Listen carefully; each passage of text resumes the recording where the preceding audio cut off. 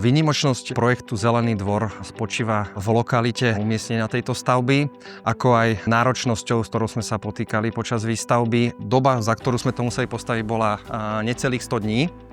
Prvotne bol tento projekt navrhnutý ako kompletne monolitický. A my, keďže sme potom sa dozvedeli tieto rôzne okolnosti, tak sme boli nútení robiť tie časové úspory a navrhli sme investorom toto riešenie pomocou silky. A potýkali sme sa tam vlastne s veľmi dôležitým parametrom, aby sme splnili normové požiadavky na zvukovú nepriezvučnosť, čo daný materiál spĺňal. My už sme v minulosti mali skúsenosti s daným materiálom, takže to bol jeden z tých parametrov, ako aj tepelné a hlavne akustické vlastnosti. Silku sme použili na nosných častiach budovy, ako aj na medzibytových priečkách. Benefit pre klientov sú výrazne lepšie akustické vlastnosti. Benefit, ktorý prináša silka pre investorov, je najmä úspora času a financií. Pri tomto projekte na typickom podlaží došlo k úspore 4 až 5 dní a 10 000 eur.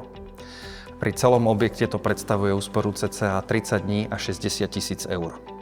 Potýkali sme sa tu s logistickými problémami, ako je električková trať, nedostatok skladovacích plôch, kde sme museli zabezpečovať to, aby ten materiál tu bol presne v daný čas, aby sa okamžite zapracovával do stavby. Konkrétne napríklad aj betonáže prebiehali z Hajdukovej ulice, kde sa vlastne cez vyše 120 metrov oceľových potrubí tlačil betón. Taktiež výstavba väžového žeriavu prebiehala pomocou vrtuľníka. Konkrétne bolo to prvýkrát v Bratislave, kedy sa montoval žeriav pomocou vrtuľníka.